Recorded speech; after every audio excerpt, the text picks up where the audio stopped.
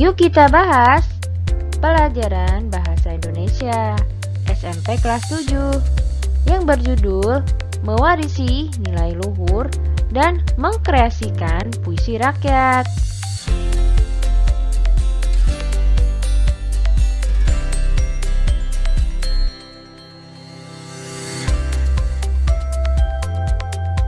Hai teman-teman, hari ini kita bahas tentang puisi rakyat merupakan warisan budaya bangsa yang wajib kita pelihara. Pantun adalah salah satu jenis puisi lama warisan nenek moyang kita yang kaya muatan nilai moral, agama, dan budi pekerti. Perlu kita ketahui mengenal dan memahami puisi rakyat. Puisi rakyat berupa pantun, syair, gurindam, atau puisi rakyat yang berkembang di daerah tertentu.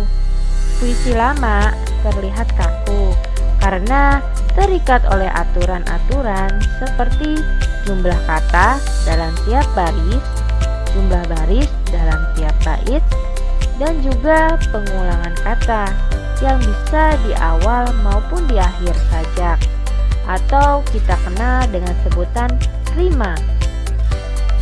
Perlu kita ketahui, mendaftar kata berima pada gurindam, syair, dan pantun.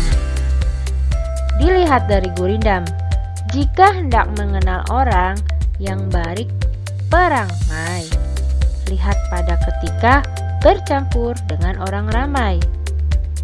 Dilihat dari kata berima pada gurindam tersebut, kata berima pada larik 1 yaitu perangai, kata berima pada larik 2 yaitu ramai. Nah, selanjutnya dilihat dari pantun. Air surut memungut bayan, sayur diisi ke dalam kantung. Jangan diikuti tabiat ayam, bertelur sebiri, sebiji riuh sekampung. Kata berima pada pantun, kata berima pada larik ganjil yaitu 1 dan 3, yaitu bayam. Kata berima pada larik genap 2 dan 4, yaitu ayam. Selanjutnya, syair. Inilah gerangan suatu madah, mengarangkan syair terlalu indah. Membutuli jalan tempat berpindah, di sanalah iktikat dipertubuli sudah. Wahai muda, kenali dirimu, lalah perahu tamsil hidupmu. Tiadalah berapa lama hidupmu, di akhirat jua kekal hidupmu. Kata berima pada syair, kata berima pada larik 1 dilihat dari madah, kata berima pada larik 2, 3, dan 4 indah berpindah-pindah sudah. Menemukan kata berima sama secara utuh dilihat dari benda di sekitar buah, tumbuhan, nama kota, hewan, atau masakan. Dilihat juga dari kata dengan bunyi akhir yang sama secara utuh. Dilihat dari contohnya seperti ini. Katanya, kalimatnya rebana, pelana, dilihat dari kata bunyi akhir yang sama secara utuh, terpana, suasana, terpesona, terhina, terbina. Untuk kata lainnya, Sulawesi, solusi, motivasi, prestasi. Nah, dilihat dari menemukan kata berima akhir sebagian. Dilihat dari benda di sekitar buah, tumbuhan, hewan, masakan, dan dilihat dari kata bunyi akhir sama secara utuh, yaitu contoh katanya pisang, pegang, dagang. Kalian udah mengerti kan untuk kata-kata seperti ini? Ujungnya aja kata bunyinya. Oke, selanjutnya. Yuk kita bahas menyimpulkan ciri pantun, syair, dan gurindam. Pantun adalah puisi Melayu yang mengakar dan membudaya dalam masyarakat. Pantun dikenal dengan banyak nama di berbagai bahasa di Nusantara. Tonton yaitu bahasa Tagalog, tuntun yaitu bahasa Jawa, pantun yaitu bahasa Toba yang memiliki arti kurang lebih sama, yaitu sesuatu, ucapan yang teratur, arahan yang mendidik, bentuk kesantunan. Pantun tersebar hampir seluruh Indonesia. Fungsi pantun di semua daerah seperti Melayu, Sunda, Jawa, atau daerah lainnya sama, yaitu untuk mendidik sambil menghibur. Melalui pantun, kita menghibur orang dengan permainan bunyi, bahasa, menyindir atau menegur bahwa sesuatu itu kurang baik secara tidak langsung, atau memberi nasihat. Ini bukan berarti orang kita tidak tegas kalau hendak mengatakan sesuatu, tetapi dapat dikatakan bahwa kita memiliki gaya tersendiri dalam mengungkapkan sesuatu. Melalui pantun, leluhur kita terkesan lebih santun untuk menegur orang atau menasihati orang secara tidak langsung, agar orang yang kita tuju tidak merasakan malu atau dipojokkan. Ciri-ciri pantun dapat dilihat berdasarkan bentuknya. Ciri-ciri ini tidak boleh diubah. Jika diubah, pantun tersebut akan menjadi seloka, gurindam, atau bentuk puisi lama lainnya. Kita bahas satu-satu ya untuk ciri-ciri pantun. Tiap bait terdiri atas 4 baris atau larik. Tiap baris terdiri atas 8-12 suku kata. Rima akhir setiap baris adalah A, B, A, B. Baris pertama dan kedua merupakan sampiran. Baris ketiga dan keempat merupakan isi. Itulah ciri-ciri pantun. Selanjutnya kita bahas. Contoh pantun. Pantun karya nenek moyang. Pantun 1. Air surut memungut bayam, sayur diisi ke dalam kantung. Jangan diikuti tabiat ayam, bertelur sebiji, riuh sekampung. Pantun 2. Baik bergalas baik tidak, buli-buli bertali benang. Baik berbalas baik tidak, asal budi sama dikenang. Nah, ada satu lagi nih, pantun baru. Pantun yang ini dilihat dari contoh tersendiri. Pergi melaut membawa jala, jala ditebar sambil mengingat. Meski hidup banyak kendala, haruslah kita selalu semangat. Contoh selanjutnya, enak rasanya bubur yang hangat, enak dimakan bersama kerupuk.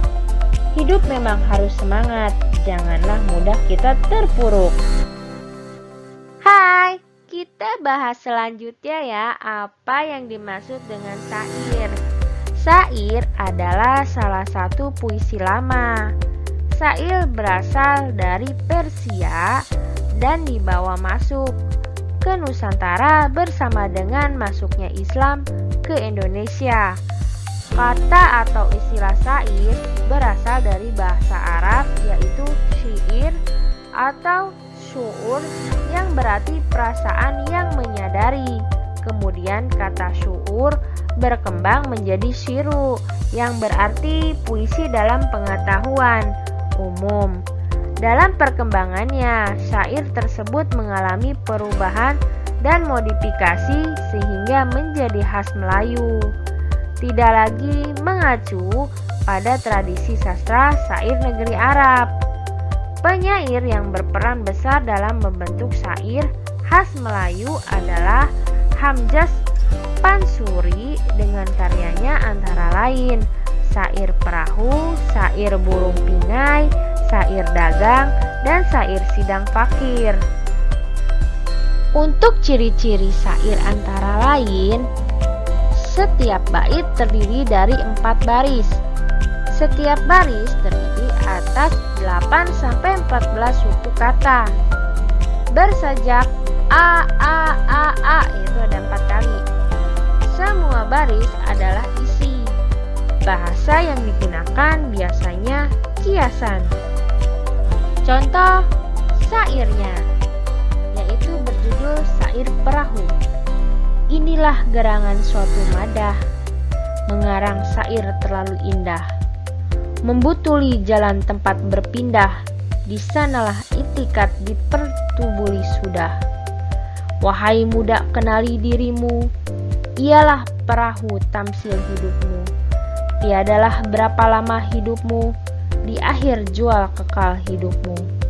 Hai muda arif budiman, hasilkan kemudi dengan pedoman, alat perahumu jua kerjakan, itulah jalan membutuli insan.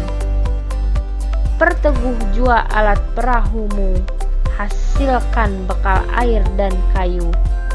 Dayuh pengasuh taruh di situ, supaya laju perahumu itu. Sudahlah hasil kayu dan ayar, angkatlah pula asauh dan layar. Pada beras bekal jantanlah taksir, niscaya semua jalan yang kabir. Nah, ini contoh karya Hamzah Pansuri. Selanjutnya, Gurindam adalah puisi lama yang berasal dari negeri India. Istilah Gurindam berasal dari bahasa India yaitu Kirindam, berarti mula-mula atau perumpamaan. Gurindam syarat nilai agama dan moral. Tak dimungkiri bahwa gurindam bagi orang dulu sangat penting dan dijadikan norma dalam kehidupan. Seperti apakah gurindam sebenarnya? Gurindam adalah puisi lama Melayu yang sangat penting sebagai warisan budaya. Ciri-ciri gurindam terdiri atas 2 baris dalam sebait. Tiap baris memiliki jumlah kata sekitar 10 sampai 14 kata. Tiap baris memiliki rima sama atau bersajak AA, BB, CC, dan seterusnya. Merupakan satu kesatuan yang utuh. Baris pertama berisi soal, masalah, atau perjanjian. Baris kedua berisi jawaban akibat dari masalah atau perjanjian pada baris pertama. Isi atau maksud gurindam terdapat pada baris kedua. Isi gurindam biasanya berupa nasihat, filosofi hidup, atau kata-kata mutiara. Contoh gurindam. Nah, kita bahas ya. Apabila dengki sudah bertanah, datanglah darinya beberapa anak panah. Mengumpat dan memuji hendaklah berpikir, disitulah banyak orang yang tergelincir. Pekerjaan marah jangan dibela, nanti hilang akal di kepala. Jika hendak mengenal orang mulia, lihatlah kepada kelakuan dia. Jika hendak mengenal orang yang berilmu, bertanya dan belajar, tiadalah jemu. Jika hendak mengenal orang yang berakal, di dalam dunia mengambil bekal. Kita pelajari untuk kalimat-kalimatnya. Dari gurindam, syair, dan pantun. Untuk kalimat perintah. Kalimat perintah adalah kalimat yang berisi atau bermaksud memberi perintah atau suruhan. Contoh, buanglah sampah pada tempatnya. Kalimat saran. Kalimat saran adalah kalimat yang berisi tentang saran kepada orang lain untuk kebaikan orang lain, atau sebaiknya seyogianya. Contoh, sebaiknya kau pikir dahulu demi keputusan yang tepat. Untuk kalimat ajakan adalah kalimat yang berisi ajakan kepada orang lain untuk melakukan suatu perbuatan. Ayo dan mari. Contoh, marilah kita jaga agar lestari.